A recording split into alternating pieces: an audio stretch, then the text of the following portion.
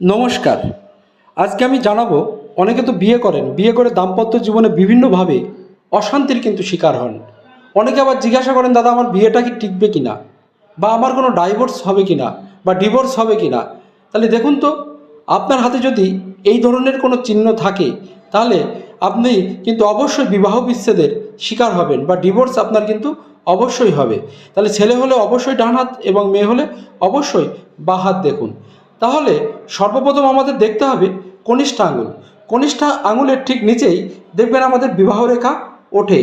যদি কোনো এইভাবে যদি কোনো বিবাহ রেখা কনিষ্ঠ আঙুলের নিচে ওঠে এবং সেই বিবাহ রেখা যদি একটি আড়ি রেখা তৈরি করে, বিবাহ রেখার নিচেই যদি কোনো আড়ি রেখা, এইভাবে কোনো আড়ি রেখা যদি তৈরি হয়, তাহলে অবশ্যই কিন্তু আপনার বিবাহ বিচ্ছেদ হবে বা ডিভোর্স কিন্তু আপনার হবে এবং দাম্পত্য জীবনে